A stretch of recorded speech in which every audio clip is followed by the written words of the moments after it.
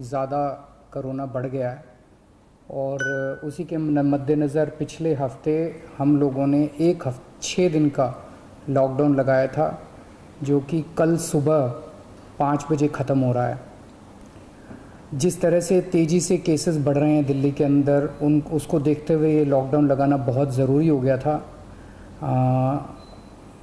ये एक तरह से आखिरी हथियार है कोरोना के से डील करने के लिए, लेकिन जिस तरह से केसेस बढ़ रहे थे, ये आखिरी हथियार इस्तेमाल करना ज़रूरी हो गया था। लेकिन अभी भी कोरोना का कहर जारी है और कोरोना कम नहीं हो रहा। तो इसीलिए उसके मद्देनज़र कई लोगों के भी, जनता के बीच में भी जब हम लोगों ने बात करने की कोशिश की, सबका मत यही है कि लॉकडाउन को भी और बढ़ाना चाहिए। तो लॉकडाउन को दिल्ली के अंदर 1 हफ्ते के लिए और बढ़ाया जा रहा है, अगले सोमवार को सुबह 5 बजे तक के लिए।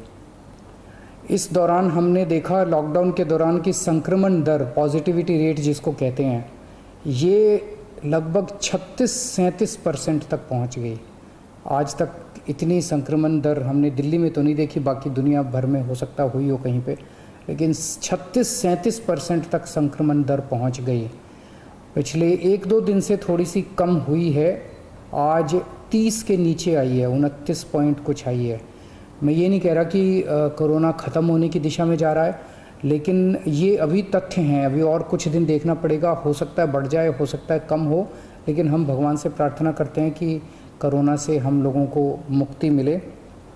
पिछले कुछ दिनों से हम देख रहे हैं कि दिल्ली में ऑक्सीजन की काफ़ी ज़्यादा समस्या हो रही है। दिल्ली में ऑक्सीजन की काफ़ी कमी महसूस हो रही है। दिल्ली की इस वक्त ज़रूरत 700 टन की है और हमें केंद्र सरकार से 480 टन अलॉट हुई है। कल 10 टन और अलॉट किया केंद्र सरकार ने, 490 टन अब दिल्ली को अलॉट हुई है। लेकिन ये पूरी अलॉटमेंट भी अभी दिल्ली में नहीं आ रही है, इसका भी काफ़ी कम, एक तरह से कल 330-335 तक ही दिल्ली पहुंची है। तो 700 टन की ज़रूरत है इतने कोरोना की महामारी में, उसके मुकाबले में 330-335 ही पहुंच रही है। ये दिल्ली जो ऑक्सीजन की कमी है, दिल्ली के अंदर ऑक्सीजन पहुंच नहीं रही है, जगह जगह से जो ऑक्सीजन आनी है, ये एक बहुत बड़ा कारण है जो ऑक्सीजन की कमी जगह जगह अस्पतालों में महसूस हो रही है।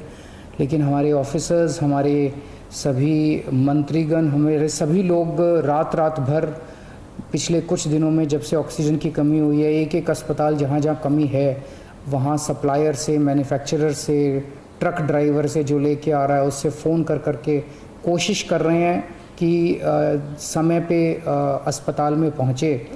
मैं ये नहीं कहूँगा कि सारी कोशिशें कामयाब रही, कई जगह फेल भी हुए हम लोग, और कई जगह हम समय पे ऑक्सीजन पहुंचाने में हमारी टीम कामयाब भी हुई।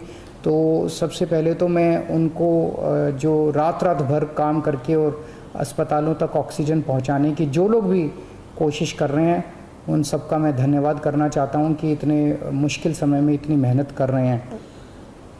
क्योंकि ऑक्सीजन इतनी इस वक्त कीमती है, इतनी कम है, तो उसका मैनेजमेंट करना बहुत ज़रूरी है। तो उसको मैनेजमेंट करने के लिए भी अब कल से ठोस कदम उठाना चालू किया।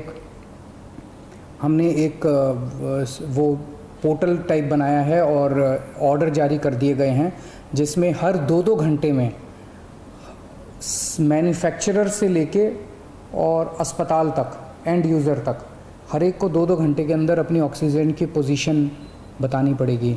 कि मैन्युफैक्चरर को बताना पड़ेगा कि पिछले 2 घंटे के अंदर कितने ट्रक उसके निकले, सप्लायर को बताना पड़ेगा कि कितने ट्रक उसके दिल्ली की तरफ जा रहे हैं, अस्पतालों को बताना पड़ेगा कि पिछले 2 घंटे में कितनी इस्तेमाल हो गई, कितने घंटे की और बच गई। ये सारी चीज़ें ताकि दिल्ली सरकार को पता रहे कि कहाँ कमी आने वाली है।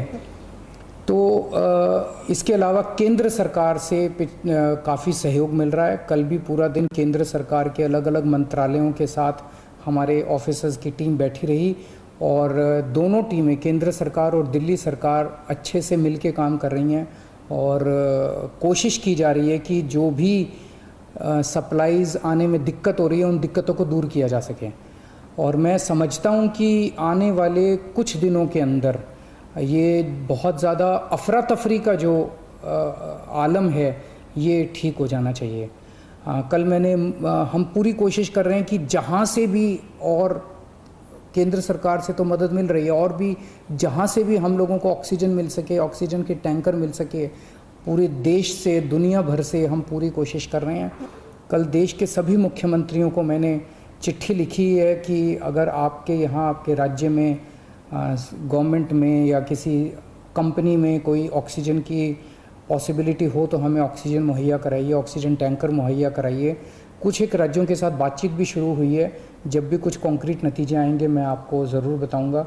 लेकिन बहुत ज़्यादा कठिन परिस्थिति है। इन कठिन परिस्थितियों के अंदर सब मिल के काम कर रहे हैं। मैं उम्मीद करता हूं कि ये जो इतनी बड़ी इमरजेंसी क्रिएट हो गई है, इससे हम लोगों को जल्द छुटकारा मिलेगा। बहुत बहुत शुक्रिया।